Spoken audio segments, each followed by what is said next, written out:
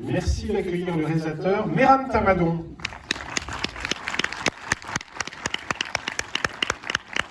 Bonsoir. J'ai oublié d'applaudir avant parce qu'après vous risquez de...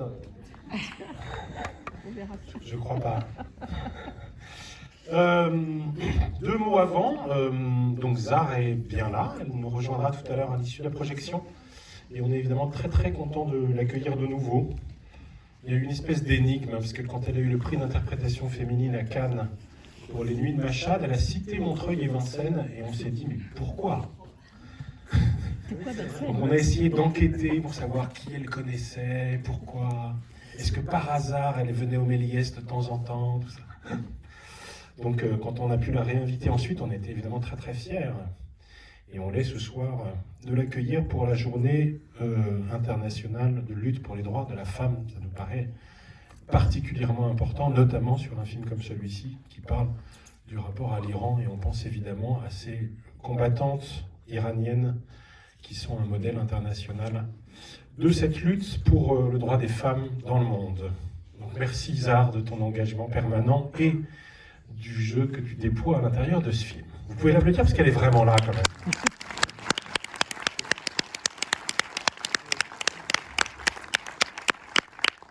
Bon, et Mehran, c'est un de nos chouchous quand même. En fait, il ne le sait pas encore tout à fait, mais c'est vrai qu'il vient de me dire qu'il avait un souvenir de notre premier débat. Et effectivement, moi aussi, j'ai un souvenir formidable de ces 2 premiers longs métrages, c'est-à-dire Bassidji et Iranien, qui sont pour moi des films très importants, très impressionnants, de maîtrise, d'intelligence, de subtilité, de questionnement éthique. Et celui-là est au niveau des autres. Donc vous allez voir un grand film, qui est un film chouchou de l'équipe. On a essayé de l'avoir pour le festival du film de Montreuil à la rentrée. Et puis Mehran ne pouvait pas à ce moment-là, parce qu'il était demandé dans un festival international. Donc voilà, à la première occasion, on s'est dit, c'est pas grave, on va rattraper le temps perdu et le diffuser très en amont de la sortie, puisqu'il ne sort que le 8 mai. Mehran, du coup, je te donne la parole pour dire quelques mots avant la projection. Bonsoir, merci d'être là, merci de m'inviter ici.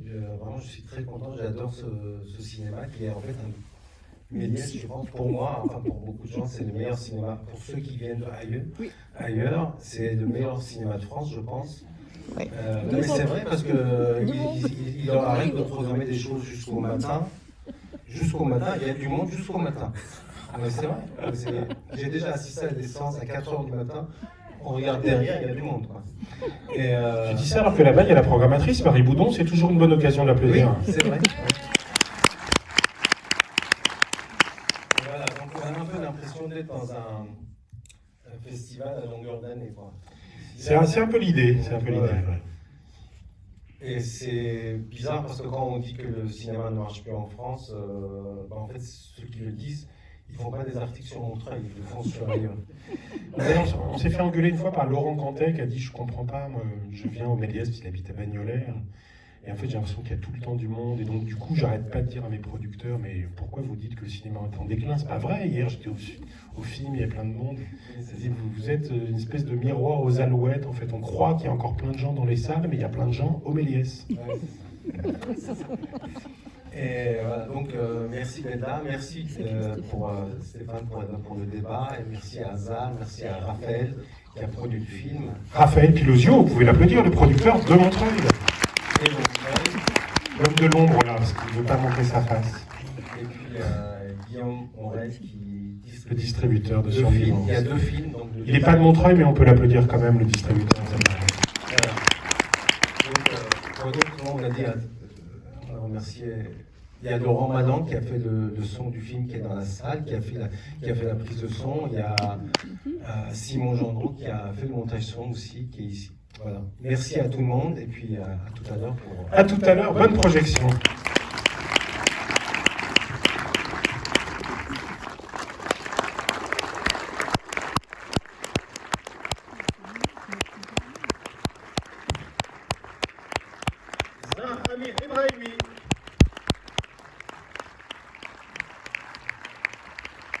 Bonsoir. Et prochainement, Mehran Tamadon, il arrive. Il a disparu. On va profiter de son absence 3 minutes. Non, avant qu'il ne soit là pour te corriger, rectifier le tir, dire le contraire de ce que tu vas nous annoncer, je veux bien que tu nous annonces à quel moment il rentre en contact avec toi pour te proposer ce projet un peu fou. Bon, Mehran, il est un grand ami de longue date.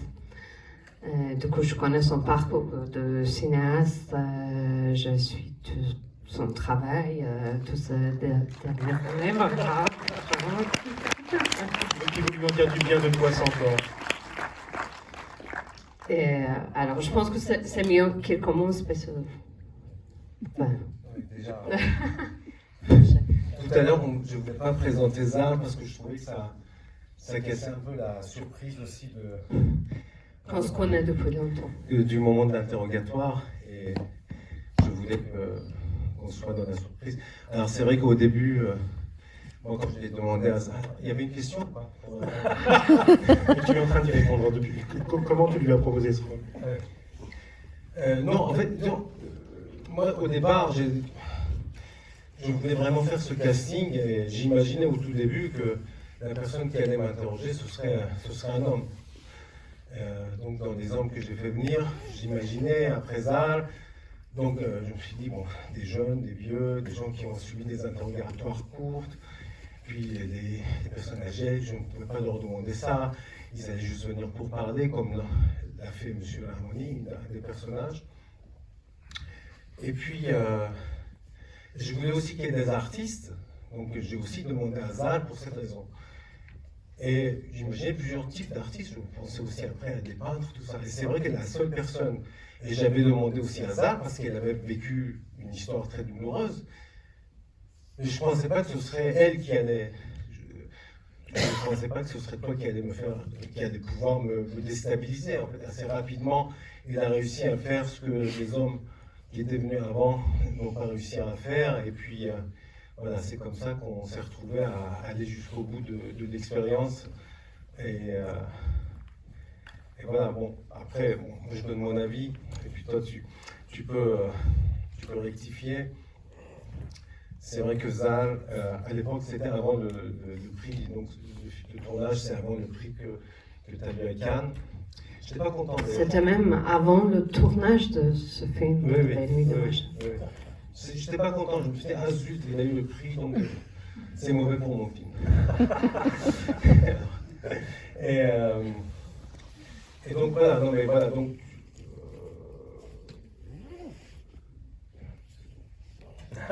Non, alors c'est pas tout, parce que moi je veux savoir, et donc là César qui va raconter, comment... Du coup, moi j'étais au courant de ce projet, on avait déjà parlé de ce projet, mais là il cherchait des gens qui ont vécu la même histoire, voilà, toutes ces interrogatoires, et je me souviens, une journée entière, on était assis dans le bar Barbès, faisant une liste des gens que lui il pourrait inviter. En tout cas, mais il n'y avait pas de moi dedans.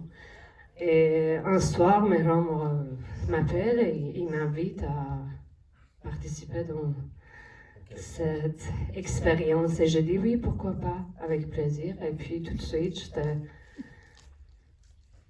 En fait, le début, parce que j'aimerais bien quand même Je pense que comme en tant qu'une actrice, j'ai une grande chance de pouvoir utiliser mes traumas et peut-être les revivre pour les juste passer derrière moi. Et c'est pour ça que j'ai dit oui avec plaisir, mais puis après une semaine, 10 jours, quand on s'approchait au jour de tournage, j'ai commencé à être angoissée. Je me disais, je me détestais pour avoir accepté cette proposition. Et puis, en tout cas, mes sources, c'était moi. Je me suis dit, ok, je vais quand même rester sur ce que j'ai vécu. Et comme on sait tous que le gouvernement iranien, la première chose il commence à fuir dans ta vie, de trouver des tes relations sexuelles, c'est tout ce que ça peut te déstabiliser en fait, le début de toutes ces histoires d'interrogatoire. Du coup, j'ai commencé par ça. Et une grande recherche sur la vie de Mehran, sa vie intime. Quand il est parti en Iran la première fois, j'ai commencé à appeler tous ses amis en Iran. Et par hasard, je suis tombée sur pas mal de gens qui m'ont donné pas mal d'informations par hasard. Et il y avait aussi des amis qui étaient quand même complices. Ils savaient c'est quoi l'histoire. Et du coup, tout le monde connaît Mehran aussi. Son travail, c'est quand même provocatif. On avait envie quand même de l'aider à arriver à un résultat avec ce film aussi. Mais c'est vrai qu'aujourd'hui, je me demande pourquoi tous ces amis-là, ils m'ont aidé quand même, ils m'ont donné des infos tellement intimes. Du coup, c'est comme ça que j'arrive avec une liste de questions pour déstabiliser Mehran, mais j'ai fini. Mais j'étais tellement angoissée, j'étais tellement énervée, en colère contre moi pour avoir accepté cette proposition, collaboration, et que j'arrive et que Laurent, il est là. Je parlais avec personne, j'avais pas d'envie même. Voilà, Mehran avait envie que je visite tout l'immeuble là, mais j'avais même pas envie de le visiter. J'étais genre, allez, on commence, vite. Mais j'ai fini mes questions dans une demi-heure. Et il était déjà choqué un peu, je voyais.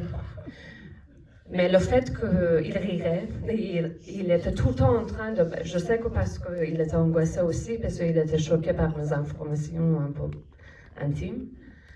Mais il a commencé à m'énerver, donc je commençais à vraiment devenir cette personne et essayer de le déstabiliser plus en plus. Et c'est comme ça que le jeu commence, et à partir de ce moment-là, tout est vraiment improvisé. Et c'est là où je me déteste, et que je ne peux plus regarder ce film. Alors, je fais quand même un petit flashback. Mehran, tu lui avais demandé d'enquêter sur ta vie pour te poser des questions. C'était quoi la consigne? Et d'autre part, qu'est-ce qui existait comme support écrit? Parce que j'imagine, y compris vis-à-vis de Raphaël ou des financeurs potentiels cherchés par le producteur, il y a un moment où on écrit quand même un projet. Ouais. Bah, moi, j'ai écrit ce film sur 2 ans. Au départ, bon, c'était un film... Je voulais que ce soit un film autocritique, un peu sur le rapport filmeur-filmé, ce que le réalisateur fait subir à ses personnages qui filment. Des fois, il triche, des fois, il transforme des gens réels en personnages. Et donc, des personnes, tu en fais des personnages, tu prends une réalité et tu racontes une histoire. Et c'est toujours douloureux lorsque tu es au montage, lorsque tu montres ton film, c'est toujours dur de montrer le film aux gens que tu as filmé, quoi. À chaque fois, tu te demandes si ça va passer. Je pense que je crois que tous les réalisateurs, ils ont ça en tête, ils disent, bon, ok, je me suis un peu arrangé sur certaines choses, est-ce que ça va passer, est-ce que ça va pas passer, et puis au moment où ça passe, c'est-à-dire les personnages qui sont à côté dans la salle trouvent leur compte, tu es un peu soulagé, tu te dis, ok. Et ce truc-là me rongeait pour tout un tas de raisons par rapport au film précédent qui était iranien, où je trouvais que je n'avais pas été complètement fair-play avec les mots-là. Même si tout le monde trouve, et tous mes amis, toute ma famille trouvent que j'étais hyper fair-play avec eux, mais moi je sais que j'aurais pu l'être encore plus. Voilà. Donc du coup ce truc-là me rongeait de l'intérieur, et c'était une des questions. Et j'étais tellement dur avec moi-même que je trouvais que j'étais presque mon propre interrogateur, quoi. Je me disais, voilà, si je vais en Iran et que je suis à l'interrogatoire, ils vont me dire, mais en fait, je vais leur montrer que je suis capable de faire pire que ce qu'eux, ils voudraient faire de moi. Il y avait un peu cette idée-là, donc dans ce projet d'interrogatoire, il y avait un peu cette idée-là, quoi, de subir pire, de tenter de leur montrer quelque chose de pire. Et puis après, c'est vrai que mes films précédents, iraniens, Basiji, c'est des films qui ont quand même été critiqués quand même par une partie des Iraniens de la diaspora en tout cas.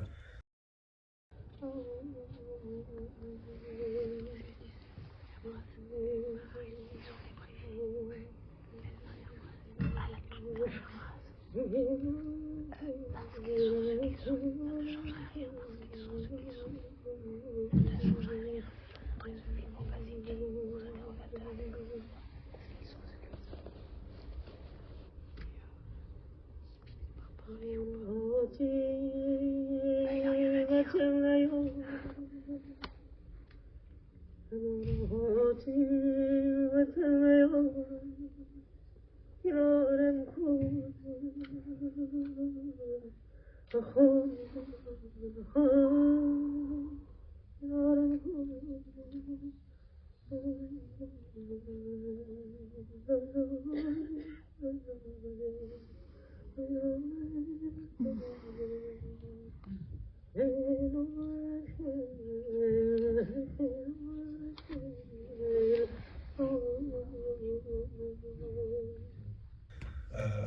y en a qui ont dit, attends, s'il filme des mots-là, c'est qu'il est payé par eux, c'est qu'il est de leur côté. Même des gens tout à fait, des scientifiques, c'est-à-dire des chercheurs du CNRS ou des chercheurs iraniens qui travaillent en France ont aussi dit des choses comme ça sur moi. Attends, s'il arrive à filmer des mots-là, c'est un peu louche. Il est un peu là pour, quelque part, pour leur donner du crédit, pour les légitimer aux yeux du public français. Et je trouvais, moi, durant toute cette période, que les Iraniens, ils étaient hyper malveillants. En tout cas, c'est une partie des Iraniens étaient hyper malveillants les uns envers les autres. Donc, je me disais, quelque part, on est nos propres interrogateurs. Comment est-ce que je peux raconter tout ça dans un film? Quelque part, cette violence qui est plantée dans nos têtes. Et je cherchais une forme où j'allais pouvoir superposer toutes ces choses. Donc, je ne savais pas que c'était un interrogatoire. Donc, il y avait, à un moment donné, l'idée de l'interrogatoire est venue. L'interrogatoire arrive à contenir à l'intérieur de lui-même plein de questions sur soi, sur la violence, le rapport filmeur-filmé que Zal exploite, mais à merveille. C'est-à-dire, c'est... Et voilà, donc, toutes ces questions-là qui sont soulevées étaient plus ou moins écrites d'autres façons. Mais c'est vrai que moi, je ne pensais pas, le jour où Zal est venu m'interroger, plein de moments où je me disais, ce film, il est impossible. À plein de moments. Je repoussais les scénarios, je l'ai écrit entre 2015 et 2017 ou 2018, et puis après, on a déposé au CNC l'interrogatoire, donc mon pire ennemi. On a obtenu les financements, et puis je ne tournais pas, je ne savais pas comment tourner ce truc-là. Je n'arrivais pas à trouver quelque part d'énergie, ou même oser, je n'osais pas aller voir des gens en leur disant, fais-moi subir un interrogatoire, c'est assez délicat. Dans un documentaire, ça aurait été en fiction. Ça aurait été facile. Mais en documentaire, comment demander un truc aussi dur? Je n'arrivais pas à le faire. Et donc voilà, j'ai repoussé. Et puis c'est que, je crois, en 2020, après avoir procrastiné pendant 2 ans, que j'ai trouvé un peu, je me suis dit, bon, il faut au moins que je fasse un casting et tout ça. Et puis complètement par hasard, j'ai demandé à Zal de venir participer à ce casting. Comment? Parce que tu avais subi ça, et puis aussi parce que je me dis... Parce que tu savais déjà que j'ai subi ça. Oui. Mais je n'étais pas dans ta liste. Pourquoi La première fois. C'est la première fois que je te pose cette question. Il y avait aussi d'autres personnes qui étaient sur cette liste-là, qu'après toi j'ai annulé... Ils ont dit non. Non, j'ai annulé. Après toi, j'ai annulé plein de gens. Ah oui. Et donc, Mais pourquoi tu n'avais pas pensé à elle spontanément? Parce que c'était une femme et que tu pensais que tu pouvais être... Voilà, moi, je suis sur un moustachu un peu costaud, baraqué, j'imaginais très politique, la situation. On fantasme toujours d'autres choses. Et le réel, il t'en met toujours ailleurs. Tu vois, même avec le film précédent, mais tous les films, en fait, le réalisateur, il imagine quelque chose. Et finalement, s'il n'est pas trop idiot, au moment où il est face à la réalité, il accepte cette réalité. Donc la réalité était que Zal était fantastique, pardon, dans les deux sens du terme. Et donc,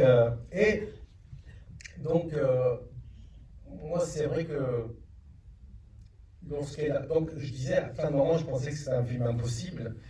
Et au moment où elle a parlé de mon ex, je me suis dit, mais en fait ce film il est impossible. Parce que je ne vais pas compromettre d'autres gens, mais comment est-ce que je vais pouvoir m'en sortir avec ce film? Donc, au moment où elle a dit ça, j'ai dit, bon, je ne peux pas ne pas le mettre dans le film, mais je ne peux pas le mettre dans le film. Ne pas le mettre dans le film, ça aurait été dommage, parce que c'est un moment où je suis ébranlé, mais le mettre dans le film, c'est aussi au risque de compromettre d'autres gens qui sont en Iran. Parce que c'est un film quand même qui dénonce, donc du coup, qu'est-ce que je fais? Et ça, cette espèce de ligne de crête sur laquelle je suis, où à chaque fois je me dis, mais ce film, tu peux pas le faire. ce projet, il est tout le temps en permanence sur le point de se casser la gueule. Et dans l'escalier, je me dis exactement la même chose. Zal, elle appuie à l'endroit, pile poil, elle trouve l'endroit qui fait mal. Et puis moi, je me dis, ça va être un super film. Mais en même temps, c'est horrible. Et pourquoi est-ce que je suis en train de le faire? J'avais toutes ces choses-là. En même temps que j'étais très fier de ce film, je me disais ça va être génial parce que j'étais complètement déstabilisé. En même temps, je regrettais de le faire. Je regrettais pour moi parce que je trouvais que j'étais quelque part une sale personne de faire ce film. En même temps. Mais en même temps que je trouvais que j'étais une sale personne, je trouvais que ça allait être un film génial. Tu vois. Donc, voilà. Donc, bon, il faut que j'arrête de parler. Et alors, attends, je prolonge quand même ma question initiale. Et donc, tu écris une partie des interrogatoires, des dialogues, ou comment vous imaginez? Oui. Non, il n'y a rien d'écrit. Rien d'écrit. On ne s'est même pas communiqué. D'accord. Non, On a pas parlé. même pas Ton parlé. travail d'enquête, là, tu Non, ne lui mais en je parles pense qu'à pas. partir d'un moment, c'était moi la réalisatrice. Et il y avait le chef-op, le son, tout, on était des Que tu es par complices. ailleurs, d'ailleurs. On cherchait quand même,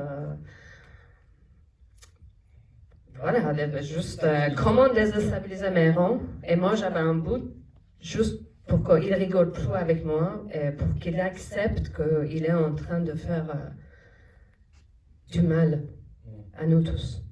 Et je pense qu'au moment là, dans l'escalier, moi aussi j'étais blessée, mais je comprenais aussi que Mehran aussi, finalement, il perd son pouvoir. Mais bon, il y a pas mal de moments qu'on ne voit pas dans le film. Je sais combien d'heures, combien d'heures Il y a 25 heures, 30 heures d'interrogatoire non-stop, quasiment. Ça nous a duré 3 heures quand même. On filme une expérience. Donc, ce que j'ai écrit, tu dis qu'est-ce que tu as écrit? Moi, j'ai écrit une expérience. J'ai écrit une expérience, on a déposé au CNC une expérience, et puis on a filmé cette expérience. Laurent Malan qui est là avec Patrick Frech, donc l'ingénieur du son, et le chef opérateur qui est aujourd'hui en Suisse. Ils étaient complices avec Zal, et puis moi j'étais seul, on ne s'est pas parlé.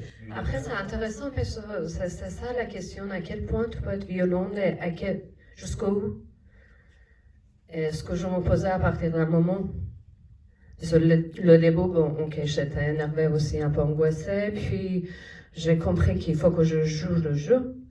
Et puis, je me sens d'être tellement dans ce rôle que je commence à avoir peur même de moi-même. Après les nuits, Mehran, il était enfermé dans cette maison et moi, je me demandais, on sortait tous et Mehran, il était là et toute la nuit, je ne pourrais plus dormir et je me posais cette question, et demain, qu'est-ce que je fais demain? Et jusqu'où? Et c'est ça que c'est intéressant, en fait, je pense qu'on filme ce film qui te montre jusqu'où tu veux, ce que je dis à la fin, et que c'est vrai, et ce que ça arrive à tous ces gens, tous ces dictateurs, tous ces interrogateurs, tout ça, c'est ça, tu peux aller jusqu'au bout. Il n'y a pas de limite. Et j'espère qu'eux aussi, ils se posent des questions, c'est... Alors, puisque tu dis ça, tu avais réellement au départ l'intention d'aller en Iran, oui, pour le montrer et pour les confronter à cette réalité dont le film est un miroir déformé et montreuillois. Et finalement, c'est un peu les Mais ça, circonstances. c'est toujours ma question aussi. Ouais. Parce qu'il était sérieux. Ben, moi, je sais l'histoire de ce film-là depuis bien avant qu'on tourne. T'étais sérieux? Oui, Si moi je voulais pas. je pensais. Et là, j'ai hésité. Enfin, donc là, il y a deux films. Donc les deux films, il y en a un, c'est celui-ci. C'est ça que je voulais faire au début. Et puis en fait, comme j'arrivais pas quelque part au départ à le tourner, ensuite à le monter, parce que c'est un film hyper dur à monter, parce qu'il frôle le narcissisme. Enfin, peut-être que ça l'est encore, mais en tout cas, on a essayé quelque part de gommer tout ce qu'il pouvait y avoir, et puis finalement que ça devienne, qu'on soit sur la question, qu'on reste sur la question, et qu'on soit aussi sur l'histoire de Zal, et pas uniquement sur le mien. Moi, je trouve que c'est plus un film, pour moi, sur Zal aussi, et beaucoup moins pour moi, sur moi, quoi. Et donc, il fallait trouver l'équilibre pour ça, et puis aussi, toute la difficulté au montage, c'était que le spectateur ne pense pas qu'on est en train de rigoler avec une question sérieuse. et qu'on est en train de, quelque part, de nous amuser, alors que finalement, c'est pas drôle. La torture, c'est quand même quelque chose, quoi. Et donc, à un moment donné, comme je n'arrivais pas à trouver la ligne pour ce film, j'ai dû faire d'autres qui s'appelle Là où Dieu n'est pas, qui va sortir une semaine après celui-ci au mois de mai, donc le 15 mai. Et donc c'est un film directement sur la torture, où je demande à des gens qui ont été torturés de raconter dans une forme assez forte, j'ai l'impression, pour que le spectateur comprenne, ressente un peu ce qui s'est passé pour eux. Et donc, après avoir fait d'autres films, quelque part, on a trouvé avec Luc Forey la solution au montage pour ce film-là, quoi. D'autres films nous a permis de terminer. C'est comme si à un moment donné, il y avait quelque chose qui s'était retiré, il y a un poids qui s'était enlevé, où je pouvais enfin parler différemment de mon pire ennemi. Alors tu l'as trouvé, mais probablement en trichant un peu avec la chronologie du tournage, puisque en réalité, ce qu'affirme le parcours du film, c'est ce que tu viens de décrire, c'est-à-dire que progressivement, on s'intéresse de plus en plus à Zar, et on va aboutir à son histoire réelle. Ouais. Et en fait, mon petit doigt m'a dit que cette conversation-là sur l'histoire réelle, qui est quand même une autre façon de franchir un palier émotionnel au film et au spectateur, en réalité, ça, si j'ai bien compris, c'est lié aux essais ou au casting, je ne sais pas comment tu l'appelles, en tout cas c'est au tout début du processus. Oui, alors là, c'est la cuisine, mais bon, c'est pas grave. Et donc, voilà, en fait, ce qui s'est passé, c'est que Zal est venu le premier jour et ne nous a pas adressé la parole. Mais vraiment, le chef-op et l'ingé son, il disait, mais un peu désagréable quand même.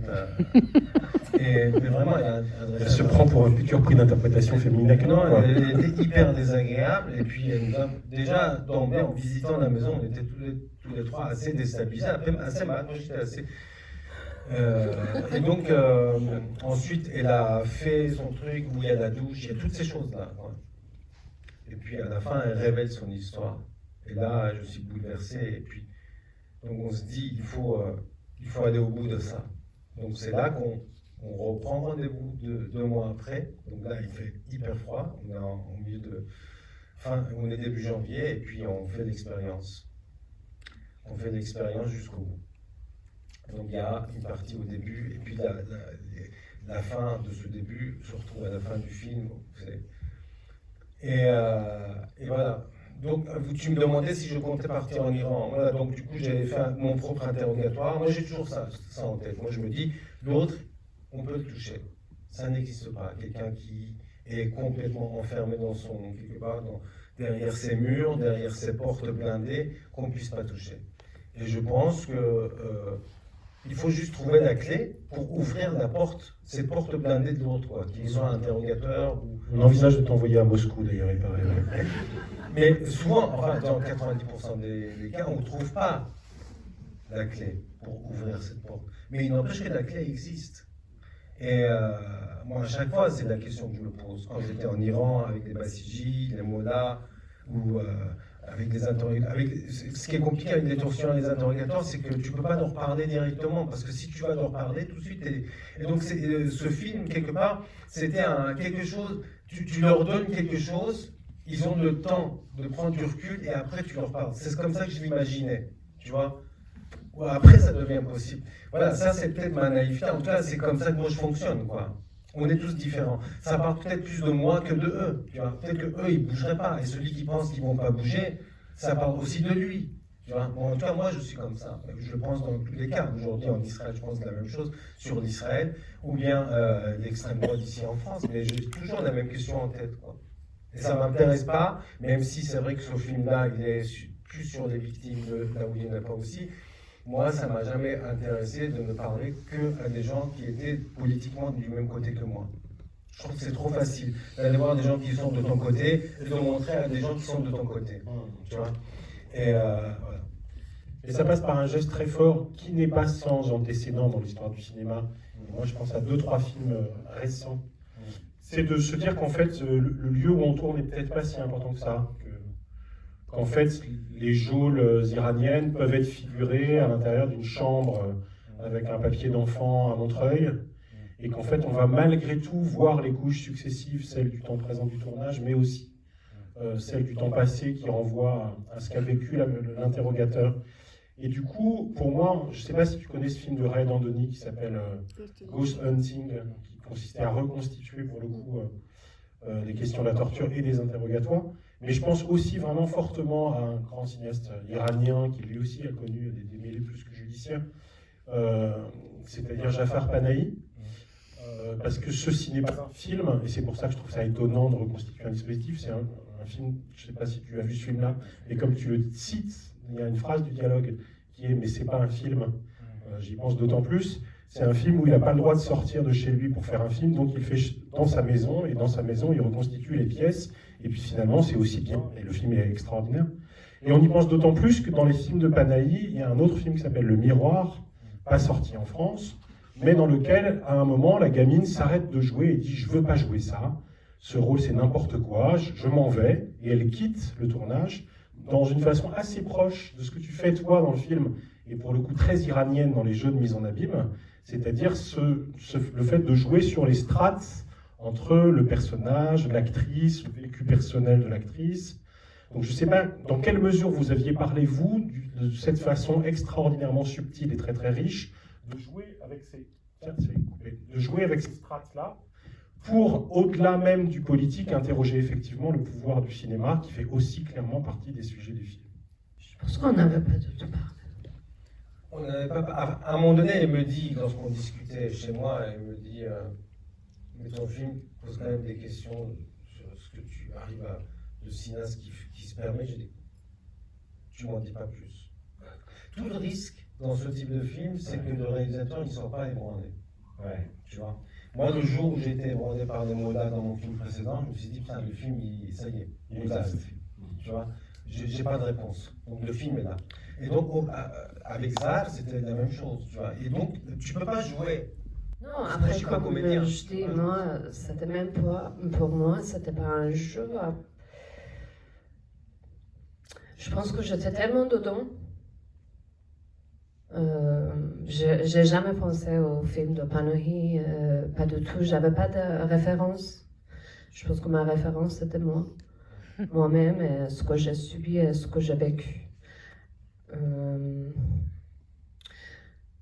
Non, c'est intéressant parce qu'il y a des moments où peut-être j'ai même pas pensé pendant le tournage, mais après quand j'ai vu le film, je me dis c'est pas moi, c'est mon double, c'est quelqu'un d'autre. Je suis vraiment sortie de moi, je suis dans un rôle. Et c'est ça qui fait peur parce que rien n'était écrit, rien n'était. Mon plan, c'était vraiment ce plan-là, même si on s'est arrêté cette journée-là et qu'on se dit ok, on revient dans 2 mois.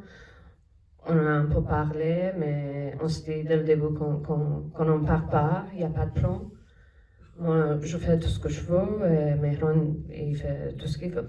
C'était vraiment spontané. Et c'est ça qui est intéressant et c'est ça qui fait peur. Rien n'a été écrit, et rien n'était... Et tu avais prévu de le déstabiliser, y compris en le chargeant sur les autres films? Non, pas films. du tout. J'étais énervée parce que j'arrivais pas. Non, pas du tout. Non, il y a toute une nuit que Mehran, cette scène, c'est pas dans le film, mais c'est hyper intéressant au moins à raconter parce qu'on lui a enfermé dans une toilette. Moi, j'avais plus d'idées. J'avais essayé l'école des enfants. Après ce jour-là, je me dis, oh merde, si, il me dit que, ok, on y va. Est-ce que je vais assumer? Qu'est-ce que je fais? Non, mais c'était vraiment compliqué. Et puis le soir, c'était le soir même, quand on lui enferme dans une toilette, cette toilette-là, hyper froid. Après, je savais que c'est dangereux. Je prends un risque quand même, Mehran aussi. Du coup, j'avais quand même... il y avait tout un truc pour que Mehran, s'il sort, je pourrais comprendre demain matin, le lendemain, je pourrais voir que Mehran, il est sorti. Je lui ai dit que si tu ouvres la porte là, ça va faire tomber des choses et je vais le voir. Donc à toi, s'il n'y a pas de risque, il n'y a pas quelque chose dans le jeu, tu ne sors pas. Tu restes là. Et j'avais mis juste un petit peu de l'eau et un petit, je sais pas, de pain sec. Et une radio entre les chaînes, genre toute la nuit. Énervant. Et on est sorti. Et je suis allée rester chez une copine. Je pourrais plus dormir. En fait, j'étais hyper angoissée et inquiète. Et je rentre à 5 heures du matin et Mehran, il est toujours dans cet espace de toilette. Et il n'est pas sorti, mais il était gelé. Et là, il ne rigolait plus. Il était tout blanc et froid. Et c'est là où il va dans la chambre en haut. Et c'est là où on voit dans le film que j'ouvre la porte et il est complètement quelqu'un d'autre. C'était vraiment un jeu, peut-être on peut dire, que dangereux à un moment. Et moi, je dis, ok, je suis une actrice, je sais comment tout ça, c'est mes outils aussi. Je peux les utiliser, je joue avec. Mais c'est pour ça aussi que je me suis arrêtée, parce que je me suis dit, non, mais ça peut même devenir hyper physique. Moi, je ne l'ai pas mis dans le film parce que je ne voulais pas qu'on se focalise sur ce que moi je subis, parce que ça aurait été un peu, à nouveau, mettre en gras ce qui, au bout du compte, vu le contexte, vu ce que les gens subissent vraiment en Iran, n'est rien. À partir du moment où toi-même, tes personnages de tes films, il faut être hyper attentif à ce que le spectateur ne dise pas, ok, c'est vraiment le mec, il se prend pour un héros, il veut montrer que... Et je pense que la question du film, en fait, on a changé la question. Elle a tout cet escalier, tout ce que je pose comme question, c'était ma question des années envers Mehran comme cinéaste. Je joue pas, c'est mes critiques. Je pensais pas qu'on peut faire un dialogue avec les Basiji, avec les mullahs en Iran. J'étais 100% sûre. Mais après avoir vécu cette expérience, là, aujourd'hui, je me pose cette question. Est-ce qu'on peut faire ce dialogue? Parce que si eux aussi, ils vivent ce que j'ai vécu pendant ce tournage, je pense qu'il y a un moment que tu deviens déstabilisé, tu te poses des questions. Et c'est là où on peut quand même en parler. Et peut-être que ça change, peut-être pas. Mais... Ah, ça change pour toi potentiellement, pour eux, mais aussi pour Mehran, parce que Mehran, dans le dossier de presse, dit, mais en fait, si je faisais le film aujourd'hui, il serait sans doute très très différent, parce que la situation politique en Iran a beaucoup évolué. Et depuis que j'ai fait le film, j'ai parfois du mal à imaginer qu'on puisse dialoguer avec l'ennemi. Et il m'est arrivé de me demander si c'était pas plus important carrément de prendre les armes. Enfin, tu dis ça dans le dossier de presse. Non, en fait, le truc, c'est que moi, je filme le présent. Le présent, il est en permanence en train de changer. Et c'est vrai qu'on est pris par des choses de l'actualité qui fait qu'à un moment donné, tu te regardes en écriture. Après, quand tu tournes ou que tu es au montage, tu te dis, mais pourquoi je pense un truc pareil? Parce qu'il s'est passé tellement de choses entre-temps. Donc, imagine qu'entre le montage et puis la toute fin avant de vous montrer le film en festival à Berlin, il y a eu le mouvement Femmes, Vie, Liberté. Et puis moi, je suis en train de dire, oui, c'est possible de... Et puis, je ne me supporte pas à penser ça et à dire ça. Donc, moi, j'ai toujours été en décalage avec moi-même. Donc, au moment de l'écriture, au moment du tournage, montage, et puis ensuite, après. C'est pour ça que j'ai toujours fait des débats, je ne me suis jamais ennuyé, je ne pense jamais la même chose de mes films. Je me laisse assez facilement déstabiliser dans le film, mais aussi en réalité. Et donc pour dire que, oui, au moment où je donnais cette interview pour le dossier de presse, j'étais peut-être très pris par ça, quoi. Mais au bout du compte, je pense la même chose. C'est-à-dire, moi, je pense qu'il est possible de trouver un fil, quoi. Alors, moi, là, cette fois, disons, je le fabrique par le cinéma, mais je suis sûr qu'ils vont voir le film, parce que les films, il n'y a pas de films qui leur sont adressés. Ce film-là, ces deux films, donc Là où Dieu n'est pas et Mon pire ennemi, sont adressés aux interrogateurs. Le public voit un film qui leur est adressé. C'était aussi ça la particularité de ce film, c'est-à-dire mettre en abîme l'œil, le regard de l'interrogateur pour le public. C'est-à-dire le public se dit, ok, lui, il va le voir aussi. Et c'était à chaque fois ça, c'était aussi l'enjeu, tous les enjeux, il y avait ça aussi parmi tous les enjeux. Et voilà, mais Sachant qu'il y a on va passer la parole à ça, il y a un petit mouvement de chiasme quand même, parce que une des toutes dernières questions, c'est est-ce que le tortionnaire, c'est pas toi, y compris en utilisant le passé de Zar.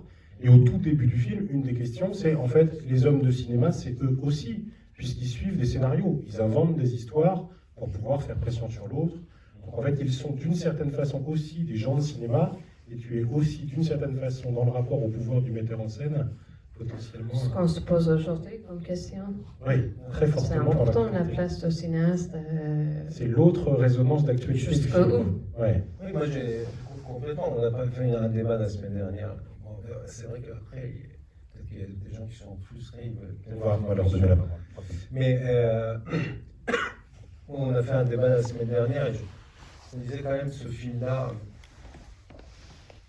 pose la même question que l'histoire de Juliette Godrèche avec Benoît Jacot, c'est-à-dire que le pouvoir du cinéaste, ce qu'il demande à son actrice. Alors au départ, Zar était censée être juste une protagoniste de documentaire, mais finalement c'est devenu une actrice qui prend une place hallucinante, mais jusqu'au bout.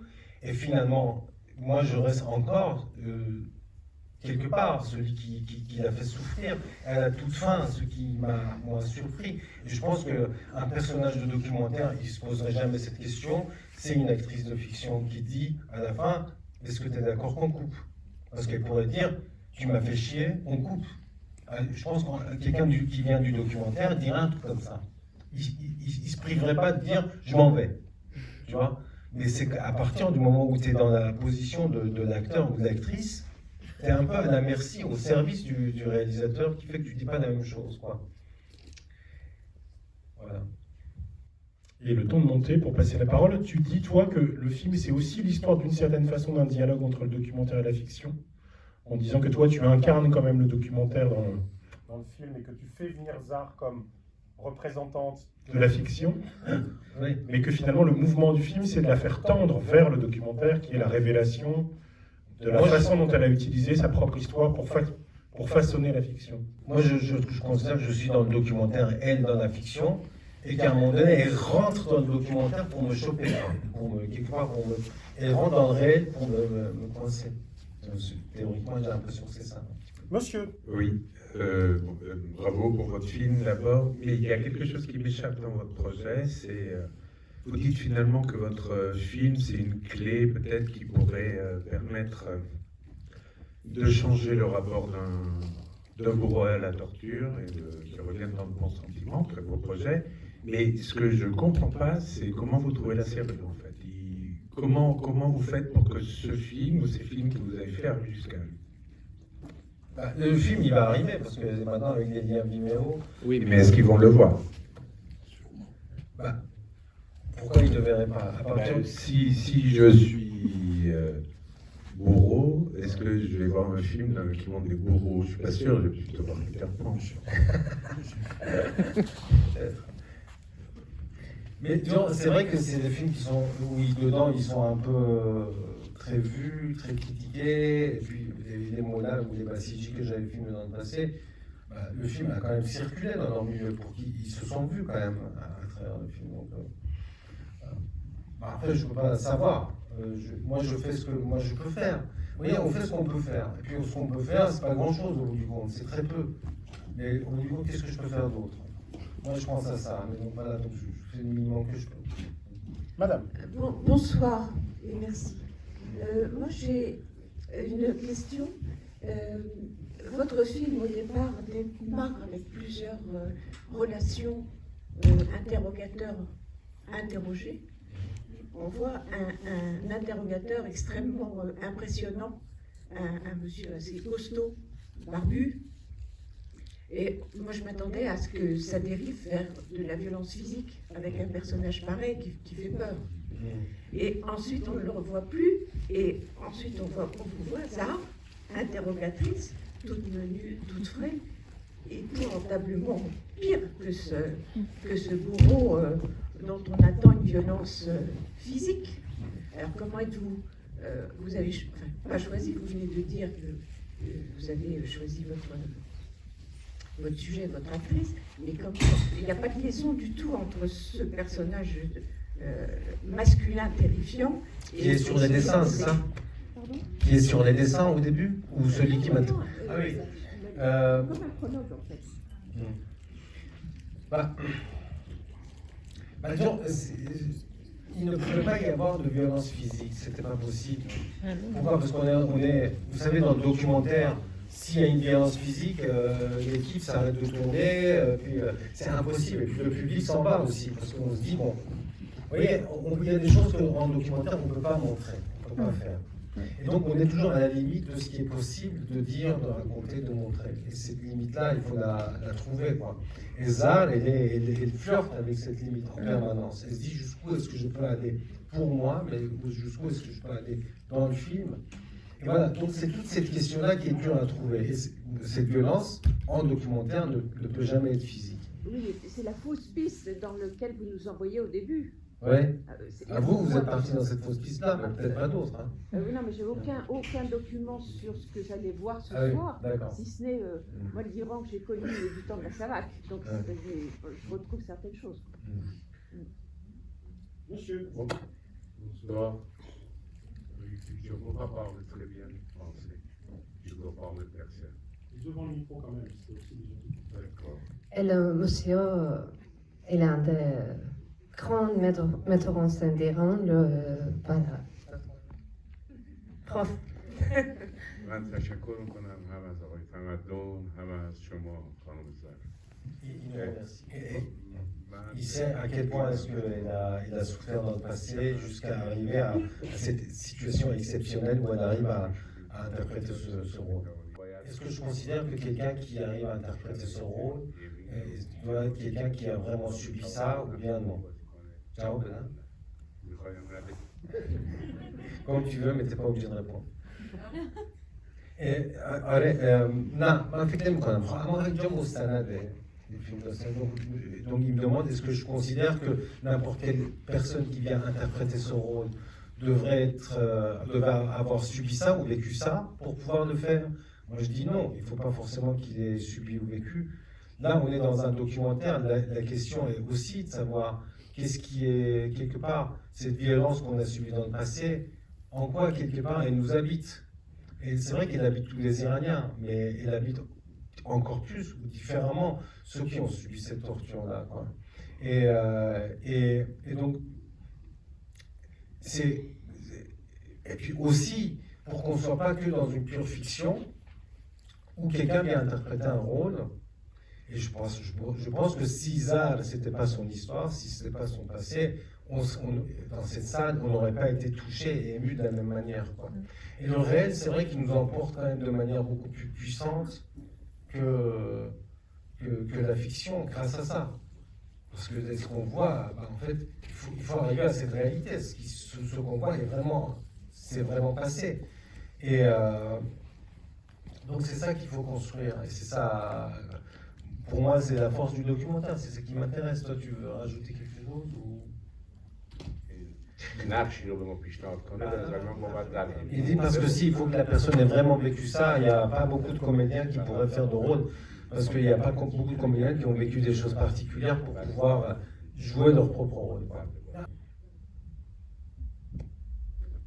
pas une question vraiment, enfin peut-être c'en est une, je sais pas. C'est une impression très très forte et qui en plus s'affirme d'autant plus que je viens d'entendre ce monsieur. L'impression était la suivante, c'est que je ne crois pas effectivement qu'il faille, quand on est comédien, vivre les choses épouvantables que l'on joue, ou les avoir vécues plutôt. En revanche, je pense qu'à travers votre film, la question que je me pose, c'est est-ce que parmi nous tous, à part les pervers, parce que la perversion, ça implique le déni de la réalité. Et les gens qui dénient la réalité, pas seulement qui ont quelques traits pervers, mais qui sont vraiment dans la perversion, pour moi, par définition, je pense qu'ils ne peuvent pas se reconnaître dans le bourreau. C'est impossible. Et c'est la raison pour laquelle je pense que Mais ça, c'est une impression, encore une fois. Je pense que votre objectif au départ, qui était d'aller leur montrer ça, me paraît être un peu naïf. Ouais. Je trouve ça très beau, parce que je suis aussi très naïf. Ouais. J'apprécie beaucoup la naïveté, mais je pense que ça n'est pas très réaliste. En revanche, ce qui me paraît très fort dans ce film, c'est que pour les gens qui ne sont pas des pervers, mais qui sont des névrosés lambda, que nous sommes tous, c'est extrêmement intéressant de voir le trajet de Zar dans ce film. Parce qu'on se reconnaît et on se dit, mais en fait, chacun de nous, si on le plonge dans une situation particulière, peut devenir ce tortionnaire. Et ça c'est très important aujourd'hui de s'en rendre compte tous autant qu'on est. Voilà, c'est tout ce que... Merci. Mais, alors... Je suis d'accord. C'est vrai, c'est vrai. Non, mais moi, je peux dire quelque chose parce que comme je connais un peu le travail de Mehran, je pense que c'est justement ce que moi je vois dans les films de Mehran. Mehran et prend son naïveté au bénéfice du cinéma. Et c'est exactement ça, parce qu'il n'y a pas de besoin que tout le monde vive cette vie pour qu'on puisse faire un film à base de cette histoire. On peut imaginer comment. C'est ça qui est intéressant. Il n'y avait pas vraiment besoin que moi je venir sur ce plateau en ayant cette expérience. Je pourrais imaginer. Mais ça, c'est pas le cas seulement un acteur.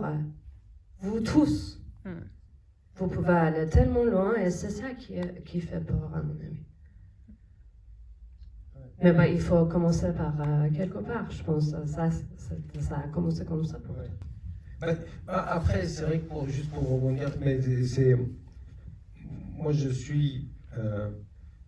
un peu un désir de relation, de société dans mes films précédents aussi. Et je le confronte dans le film à la réalité. La réalité m'embarque ailleurs parce que finalement, Zal, elle me raconte autre chose, elle me dit autre chose, et les gens que j'ai filmés me disent autre chose. Et puis je me retrouve souvent face à mon impossibilité, donc ou quelque part au frein que pose la société au projet que j'ai un peu en tête. Et donc, voilà, ce que je fais, au bout du compte, c'est que je soulève des questions. Moi, je soulève des questions et mes réponses sont toutes mauvaises. Mais en tout cas, les questions sont bonnes, sont intéressantes. Et juste une petite chose sur la question du pervers. Alors ici, je pars sur le contrôle de plein de psys. Je sais qu'il y en a beaucoup dans la salle, c'est des amis, psychiatres, psychologues. Alors, les pervers, comme tout le monde, parce que j'ai beaucoup discuté avec une dame qui a travaillé sur les tortionnaires. Est-ce qu'il est possible de toucher la conscience du tortionnaire? Donc c'était la question que je lui avais posée. Et elle disait les tortionnaires ont à peu près la même structure psychologique que les tortionnaires et les pervers ont la même structure psychologique. D'abord parce qu'ils ont un public, ensuite parce qu'ils clivent, je suppose, et donc ils sont tout à fait normaux dans la vie, et puis ils sont différents lorsqu'ils se retrouvent dans la salle de torture ou lorsqu'ils cherchent leur public pour les tuer, tout ça. Et donc elle avait rencontré quelqu'un qui avait été tué par un pervers, et cette personne-là, cette femme-là, avait réussi à trouver la clé de ce pervers, de cet homme qui était un serial killer, quoi. Et donc la clé qu'elle avait trouvée, c'était au bout du compte, elle avait mis le doigt sur l'enfant qu'il y avait chez ce mec-là, quoi. C'était une éduque qui avait réussi à faire ça. Mais moi, je pense au bout du compte, une autre chose, je pense que le lien sauve. En fait, moi, ce qui m'a sauvé en Iran, quand j'étais en relation avec les Basiji, avec les Mollahs, quand je suis les interrogatoires, à chaque fois, ce qui me sauvait, c'était le lien que j'arrivais à tisser avec eux. Et je me disais, voilà, donc si je me retrouve en situation d'interrogatoire, il faut arriver à tisser ce lien-là. Et le lien, c'est compliqué lorsque tu as les yeux bandés, parce que une partie du lien passe par les yeux. Après, l'autre partie, c'est que l'autre, il pose un mur. Il dit, moi, je suis un mur. Tu ne peux pas avoir de lien avec moi. C'est ce qu'il te dit. Il faut juste avoir en tête, et je pense que quand il dit ça, il raconte des conneries, il raconte des salades. C'est pas vrai que c'est un mur. Et voilà, donc c'est ce truc-là qu'il faut arriver à trouver. Et puis voilà, je me suis dit, la première étape, c'est le film. Après, la deuxième, c'est y aller pour le faire. Mais ensuite, dans les balances de pour, des contre, tout ça, et aussi pour tout un tas de raisons différentes, parce que j'allais encore les coincer si j'allais partir en Iran et je vais devoir encore tricher les critiques que Zahar me faisait, allaient encore être redondées, je ne supportais plus ça. Donc bon, pour tout un tas de raisons, j'ai renoncé au projet d'y aller, quoi. Bonsoir. Je voudrais parler de la scène de l'escalier. On remarque que la caméra démarre à côté de Zahar en haut, et puis finalement, on la retrouve en bas à côté de vous quand vous montez et descendez. Puis elle finit par remonter cette caméra. Personnellement, ça m'a donné une impression de fiction avec ce chant contre chant. Et j'ai deux questions. La première, c'est est-ce que le chef opérateur avait une consigne, puisqu'on sent que tout est improvisé, effectivement, que vous n'allez plus pouvoir lui donner de direction. Donc, est-ce qu'il avait des consignes en amont? Et ma deuxième question, c'est est-ce qu'au montage, vous avez été, disons, conscient et peut-être même heureux de cette impression de fiction? Je fais le rapport avec le film dont parlait le présentateur, le film de Jafar Panahi, Le Miroir, où dans le cinéma iranien, ce flou, fiction et documentaire, est-ce que votre de laisser ce flou, est-ce que c'était votre souhait? Disons, ça marche moins bien que moi, chef.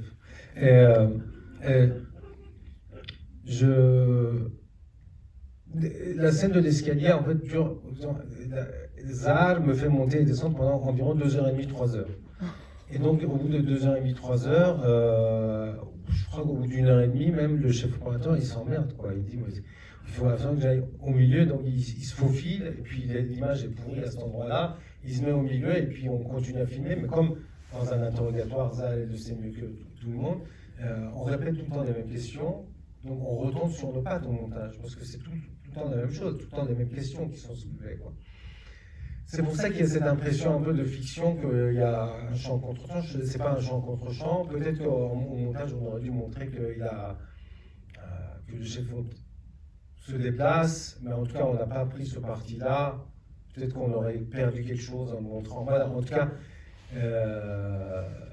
c'est. Ensuite, sur le documentaire et la fiction, moi, je considère que je suis dans le documentaire.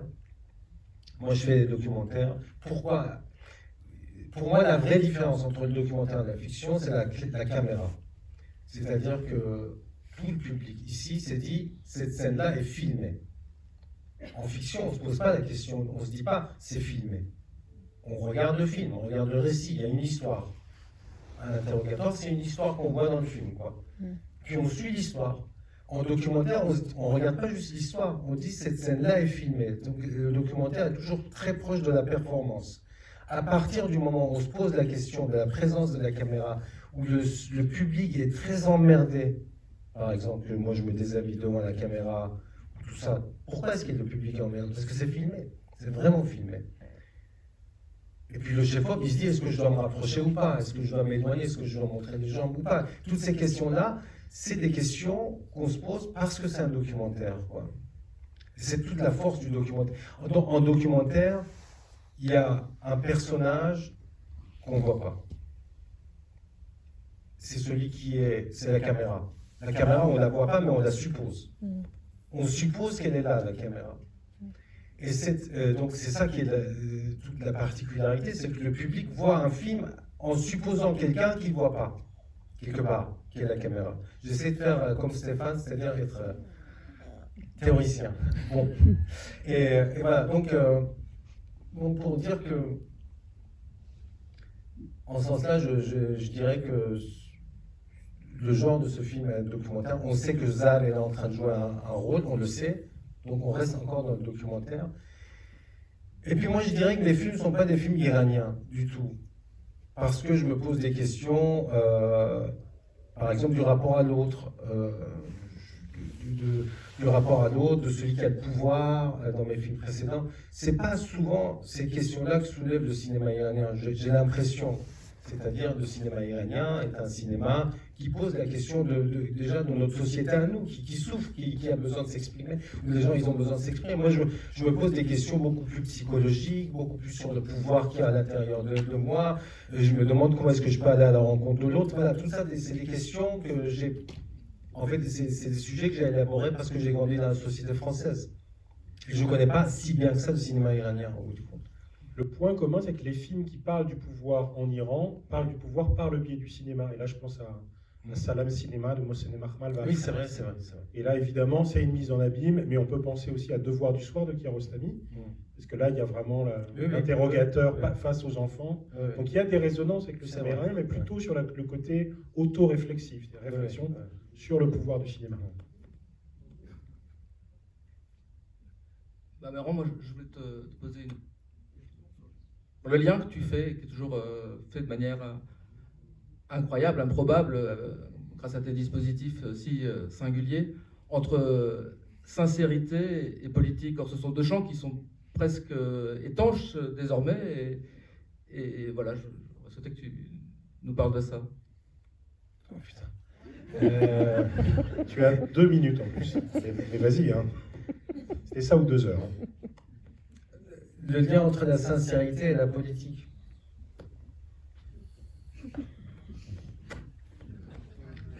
J'ai la question en tête. Et puis elle va arriver à mon cerveau. Et puis je vais, après une question... On se rappelle. Non, mais je vais revenir dessus. Je vais le trouver. Je vais trouver une réponse. Oui, madame, pour la dernière. J'ai qu'un œil, je ne savais pas si c'était vraiment madame, c'était un peu trop. Non, c'est un monsieur. Merci mademoiselle de m'avoir transmis le micro. Par rapport à la question de la naïveté et du politique, je crois qu'on se connaît un peu, Mehran, et on le voit toutes les semaines ensemble quand tu as ce positionnement qui est d'un aller vers et radicalement vers l'autre, quelle que soit la distance qui le sépare de nous et de notre commune normalité, entre guillemets. Il y a du coup un vrai engagement, et c'est pas très étonnant que tu procèdes de la sorte ici. Encore merci pour ce très beau film et cette preuve d'engagement à tous les deux et à tous les autres protagonistes du film d'ailleurs. Et naïveté et provocation au sens de c'est ce qui permet à la parole d'advenir en fait. Et du coup, quand cette parole elle vient, notamment dans ce rapport dominant-dominé, bourreau-victime, interrogateur interrogé, pour reprendre les propos de Madame tout à l'heure, il y a évidemment quelque chose des rapports de pouvoir et quelque chose de, comment dirais-je, la manière dont finalement on peut faire avec ses propres mouvements internes dans ce type de situation. Ou pour dire les choses autrement, entre l'un qui est pris dans des mouvements un peu masochistes pour exagérer un peu le trait, et l'autre dans l'émergence de pulsions sadiques, comment on peut faire pendant le moment où ça se déroule, et peut-être que vous êtes débordé en partie seulement par ce qui vous arrive, et comme on disait tout à l'heure, on est supposé qu'on soit à peu près moyennement névrosé. Comment on fait ensuite avec le sentiment de culpabilité des uns et des autres, d'ailleurs on vous voit après, et finalement tout ça est aussi très politique, hein. C'est vraiment intimement mêlé, et comment finalement après vous avez pu faire, comment vous en avez parlé ensemble ou pas, et comment vous faites avec ça aujourd'hui. Très bonne question. Vas-y, à toi. Bah, c'est vrai que Zah, elle se demandait, enfin moi aussi, hein, on se demandait si on allait pouvoir à nouveau se parler, quoi. Après le film, on s'est posé, moi pour ce que je lui avais infligé, parce que du coup, même si c'est elle qui me torture, c'est moi le tortionnaire. Et toi, c'est pareil, pour les mêmes raisons. Tu disais, mais jamais il va pouvoir à nouveau m'adresser la parole. Peut-être qu'il y a eu un moment où Moi, de toute façon, j'assume ce que je fais. J'assume cette collaboration. Mais je pense que ça m'a pris du temps. Mehran, il n'est même pas au courant, mais Mehran, pour moi, c'était pas le même Mehran le lendemain de fin de ce tournage. J'avais pas envie de le voir. Après, Mehran, il s'arrêtait pas à me dire que tu me dis la réalité, j'espère que je t'ai pas vraiment. Il était inquiet, c'était chouette, mais c'était beau. Mais ça change rien dans ma vie. En tout cas, c'était un moment dur ce tournage. J'ai plus envie de voir ce film parce que j'ai vu. C'est pas parce que Mehran m'a blessé ou m'a fait subir cette expérience. Je suis contente d'avoir cette expérience dans ma vie. Mais c'est justement parce que j'ai vu un côté de moi que je m'y attendais pas, je crois. Voilà. Ça m'a pris du temps. Mais juste après le tournage, il y a un moment où tu t'es dit, il ne faut pas que ce film existe. J'ai trop donné, je ne veux pas qu'on voit ça. Moi ? Ouais. Non. Ouais. Moi, je savais qu'on a au montage. Ce qu'on vit au tournage, on sait que c'est très fort. C'était très très fort ce qu'on avait vécu au tournage. Et au montage, tu vois que tu n'arrives pas à le raconter. Il arrive plein de fois. Les gens ils disent non mais là il n'y a pas de film, mais toi tu sais ce que tu as vécu. Tu sais ce que tu as vécu est très puissant. Sauf que tu n'arrives pas à trouver la voix pour la raconter. Donc ça c'était assez long. Ouais. Et après sur la naïveté, moi c'est vrai que alors est-ce que c'est de la naïveté? Moi si c'est peut-être que c'est de la naïveté, mais c'est vrai que j'ai toujours l'impression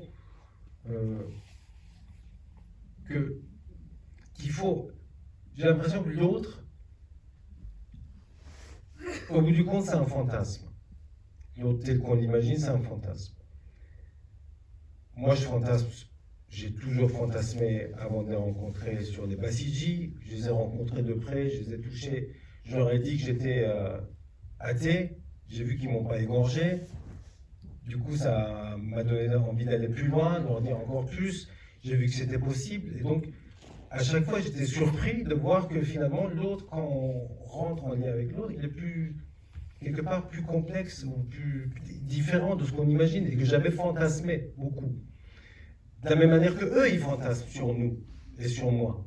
Et donc, ils se retrouvent face à ah non, c'est pas de cela que je parlais, moi, quand je disais, par exemple, qu'il fallait les arrêter ou voilà, donc donc, à chaque fois, c'est ma question et celle-ci.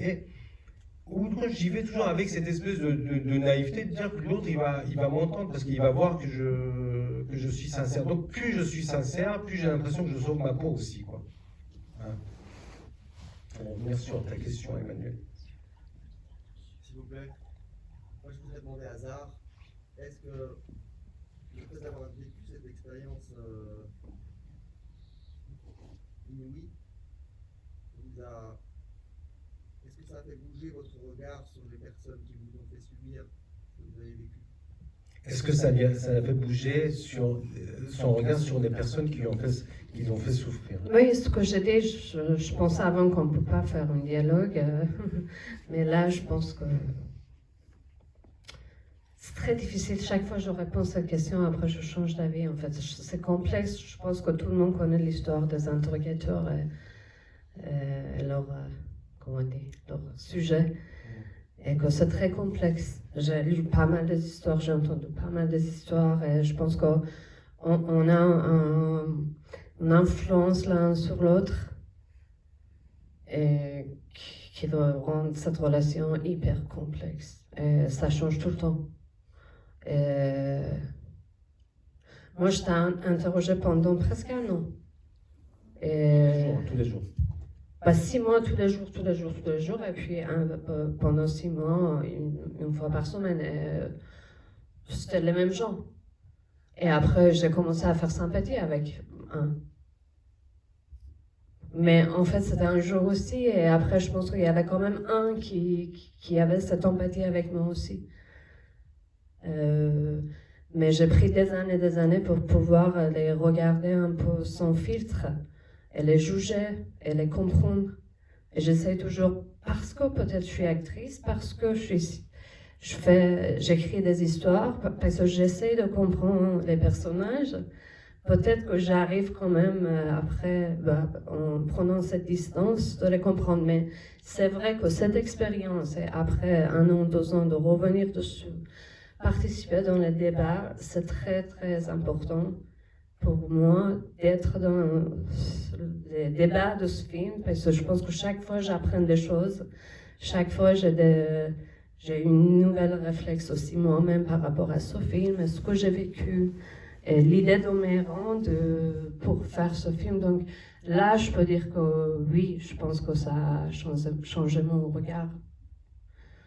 Ouais, je pense que parfois, je me dis que peut-être ces gens-là aussi, ils ont subi déjà quelque chose tellement fort, tant fort, aussi fort, c'est ça qu'il n'y a pas de limite, et après que chaque personnage a ses limites, ses sensibilités. Les gens, moi je pense qu'on peut changer les gens, et les gens peuvent quand même vivre des choses qui les font changer. C'est par l'expérience qu'on change. Ce film-là, c'est un peu la possibilité de un peu une expérience aussi. Ce que je me disais pas avant ce film. Dernière intervention. Oui. Manuela Fraisier. Oui, c'est pour vous inviter à venir assister à la table ronde qui aura lieu au cinéma du Réel le premier samedi. Je ne sais plus la date, donc c'est fin mars, je crois que c'est le 23 mars à 11h. Cette table ronde a pour sujet filmer l'adversaire, en se disant que l'adversaire, c'est pas l'ennemi.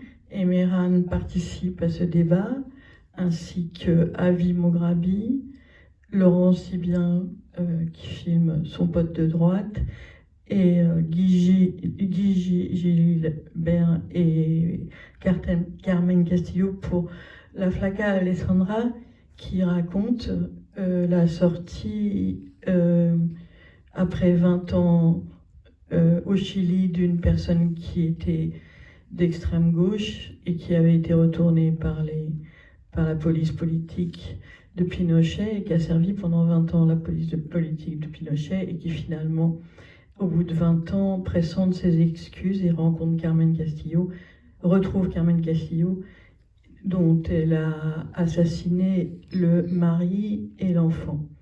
Donc, on va parler de tout ça, parce qu'on pense que filmer l'ennemi, c'est pas filmer l'adversaire. Et ce que dit Méran est vraiment au cœur de ce débat, qui est qu'avec l'adversaire, on peut encore parler, et l'ennemi, on ne peut plus. Voilà, c'était juste ce que je voulais vous dire.